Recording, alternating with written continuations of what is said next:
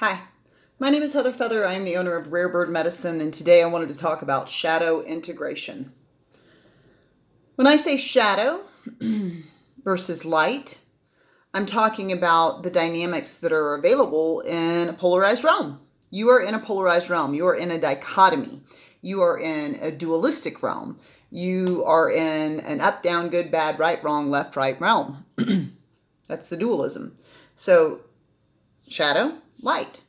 I like to refer to it as coins because it's like a bunch of flipping coins. Love, fear, or as I like to call it, love, or the shaman I apprentice with, and false evidence appearing real. It's another word for fear. So in this dualistic realm, you might find a lot of topics where there's a tremendous amount of dualism present. The right to freely be who you are. Trans gay rights, and then like transphobia and homophobia, pro-life, pro-choice. Pick a topic. There's usually liberal, conservative. There's usually a dualistic expression. Certainly, life is so vast that it expresses more in a spectrum of the polarity. However, the polarity is ever present. It's always here. Wonderful. So many philosophies throughout the annals of time have talked about taking a third option out of the duality. Gautama the Buddha would talk about the middle path. So when Heather Feather visualizes what was Gautama the Buddha talking about with this middle path? What is this middle path? Well, in order to take the middle path, to me, there's something to the left of and to the right of the path. And that is the duality. Let's say on the left, which is where receptivity is usually expressed, we have love, light, laughter, and on the right, we have shadow, fear, anger, sadness, and the middle path is remaining neutral.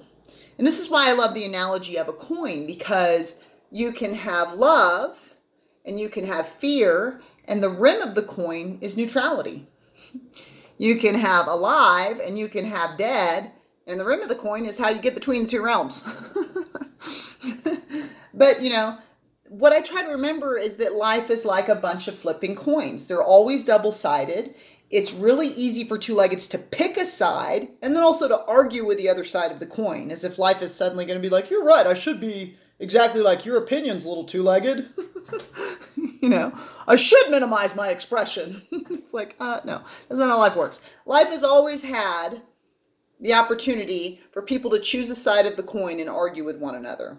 But life has also always provided the rim of the coin, which is where we just simply observe. Interesting, you've chosen that side, and I see you've chosen that side, and I can see why each of you have found value in your sides.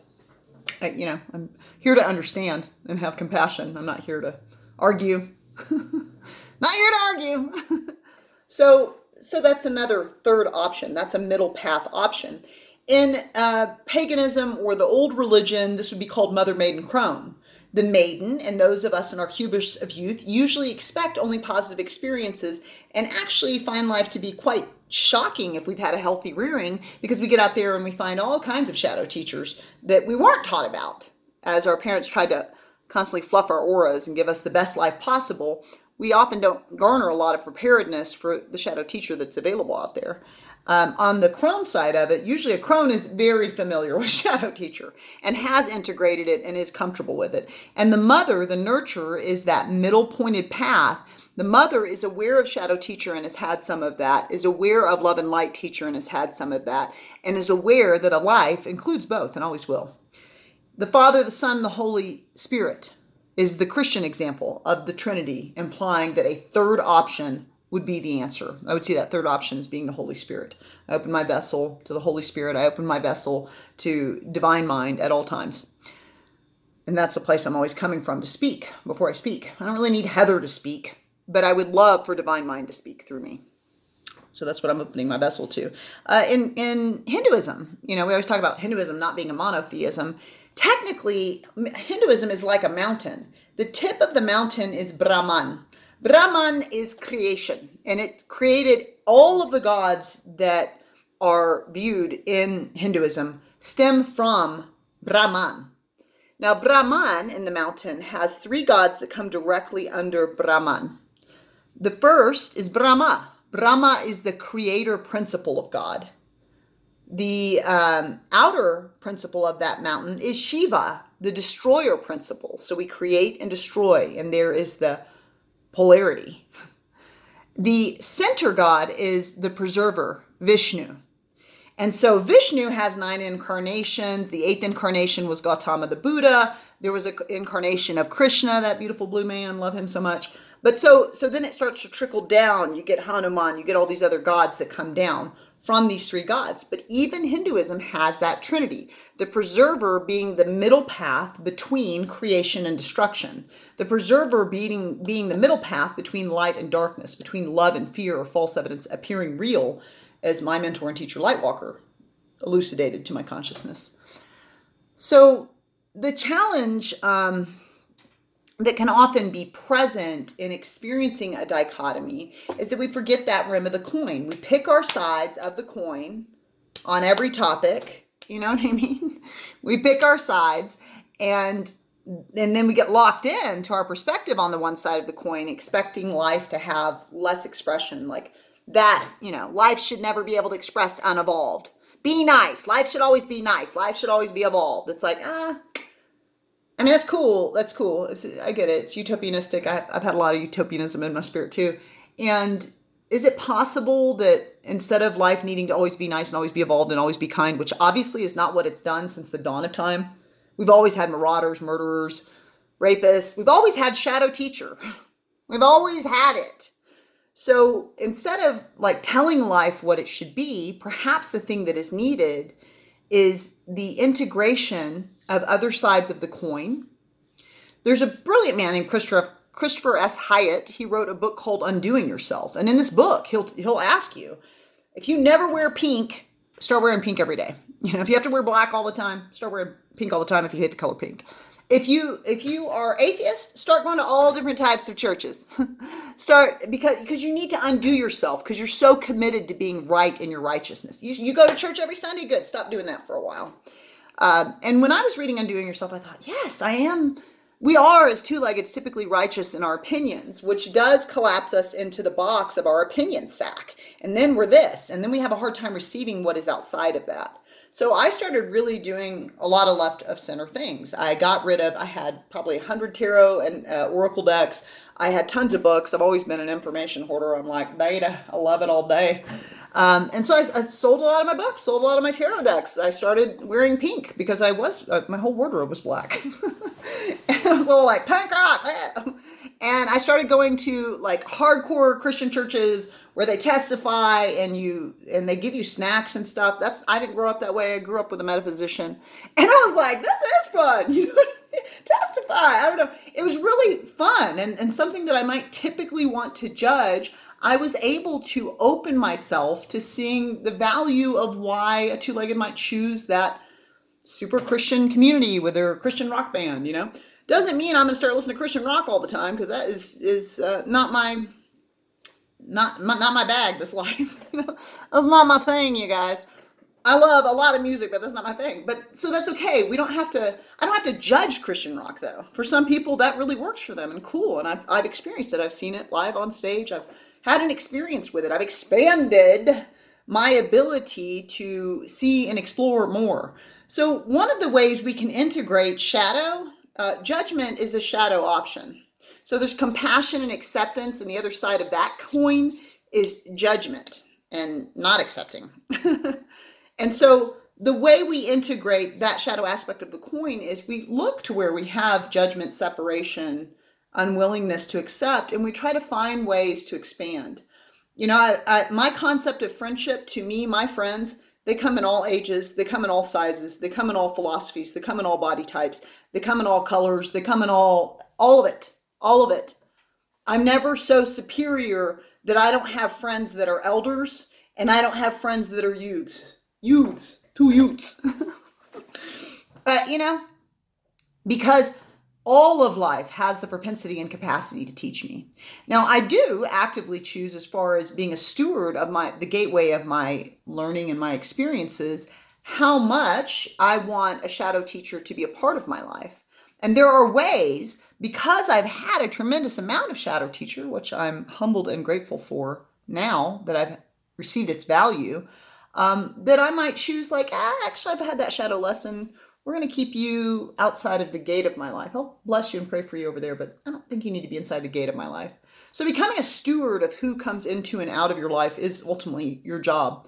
If there's anyone you're letting into the gateway of your life that it doesn't serve you and your joy and your greatest good, then you get to be a steward of that, if you want it to be different. But I will say, I was born gates wide open. It was like, everybody's welcome in the Garden of Heather's life. Come on down.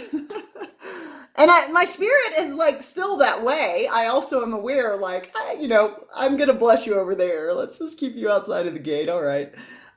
So that's been my learning. But what I can say is, having gates wide open and everybody coming in to the garden of my life, I've had a lot of shadow teachers. I've had a lot of people sprinkle weed seeds, trample the garden and the fruit blooming trees I've been trying to tend and steward and grow in the garden of my life, in the garden of my mind, in the garden of my awareness.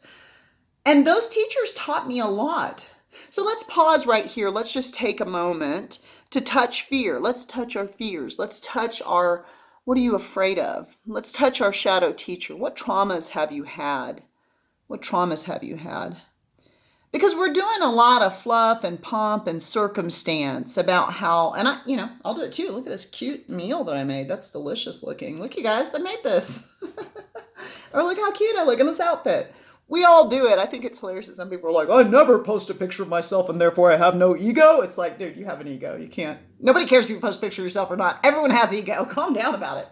But the thing is outside of that kind of fluff, pomp, and circumstance, there is a gritty, meaty, rich teacher that has been with you in many of your experiences, called shadow, called false evidence appearing real, called I don't understand why this happened, called I don't understand why two-leggeds act this way.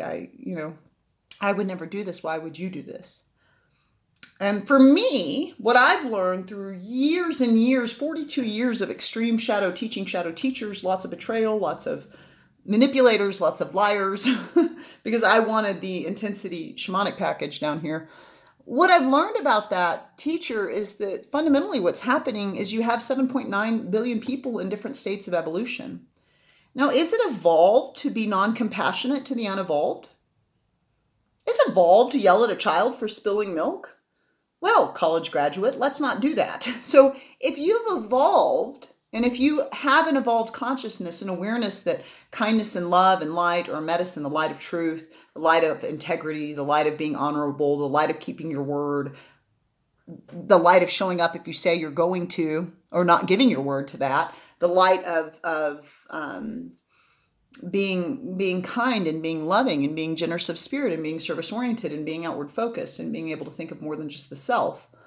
If you see the value in that because you've evolved, and then you are attacking and criticizing and wanting to chop the hands off of thieves and poke out eyes of people, you know what I mean? If you're wanting to vilify and attack the unevolved or the shadow teacher that hasn't gotten to that place to where they understand that love is a much more nutrient-dense, delicious meal to chew upon in the experience of a given lifetime, it's a much more potent choice, then maybe you're not as evolved as you think.